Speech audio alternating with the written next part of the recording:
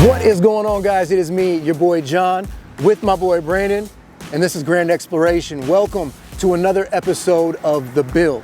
Now today, we're putting to the test Bunker Industries traction boards. Yes, Bunker Industries sent us a set of traction boards to test them, try to break them, and see if they stand with the big dogs. Now I know there's a lot of traction boards out there. You can go from cheap all the way to expensive. My mindset back in the day was more, hey, let me buy a set of cheap ones, break them, and then kind of like, you know, pay for a new set, right? Save money. Yeah, I mean, it works. But I'm starting to appreciate and see the value in some of these more expensive boards. Now, Bunker Industries, I wouldn't say they're the most expensive. They're a couple hundred to a few $100s. So they are, you know, on the pricier range, but they are very hefty and heavy.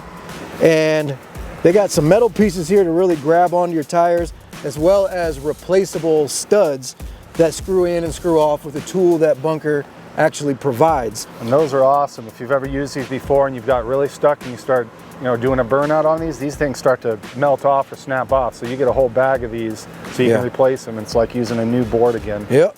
And you know, you get your little lanyard here so you don't lose it in the snow or mud. And yeah, we've put these through just a quick test of me getting stuck now, and they worked great. They're sturdy. The Jeep was held up by them. They did not snap, so that is a plus. And yeah, man, I mean, what do you think of these so far? They're a lot heavier than a lot of them out there. I mean, some of them you grab, you're trying to figure out how your rig is going to even, how it's going to hold your rig, but these things are heavy. I mean, they're a good 30 pounds. I mean, they're solid. So, and this is a plus. This stainless steel. I mean, it's not going to do any rusting on you. So you can still probably keep them mounted up top. I mean, I would. Yeah. So they seem great.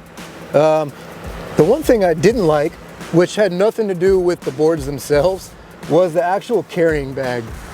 It looks dope. I really like it, but the first use of zipping these back up, the snapper just busted. So it's kind of a cheap bag, cheap zipper. You might want to look into getting a new bag if carrying them inside the rig is your route. Otherwise, I would just throw them right on top of the roof rack. But yeah, you saw that first test of me stuck in the mud. Now we're gonna go ahead and see how she does on the bridge test. So let's do it.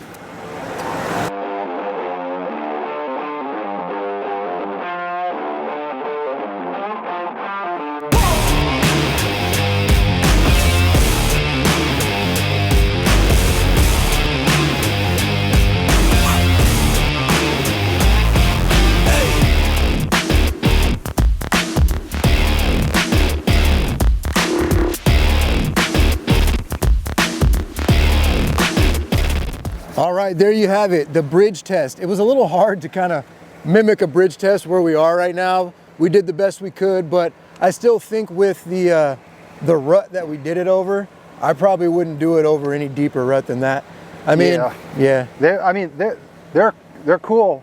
As you've seen, there was a lot of flex in them, but that I didn't have a lot of faith in it. But if you were stuck in something where you're trying to get up and get over it, putting this in there, it's going to form to that rut, and it's going to get you over it. So you kind of seen how it was.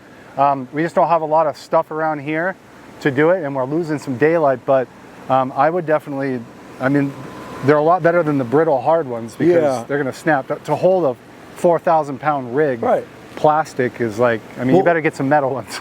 That's what I was going to say. You know, if you don't feel like spending the money on some super expensive ones, but you also don't want to be caught buying traction boards after every outing, I think Bunker Industries is a good way to go. It's a good middle ground. They're great quality. We ran over them a few dozen times already just to film this and get the right shots. I'd say the only thing, not so much on this one because we didn't use it that much, but this one here, it definitely lost its form quite a bit. It's kind of bowed out. You could probably just bend it back the other way, but the other thing is we're also at about 30 degrees outside, so it's pretty cold. The other cool thing is they're gripping on the frozen ground and the ice. So, I mean, I'd use them. Yep. These metal plates here though, be careful, because I barely touched it and it sliced my thumb. But that means they bite into the ground. So I'd say these things are good. I'll probably keep these on the rig, and or at least one of the rigs, and I'd stick with them. Yeah. Cool. Bunker Industries, you saw it. If you guys are interested in these, I left a description or a link in the description. I just said that so weird. I left a link to these boards in the description of this video. So go ahead and click it. I'm also an Amazon affiliate, so if you buy something using my link in the description, I do get a kickback. That just helps us continue to do things like this and bring you more content. So, like always, guys, love you. Peace.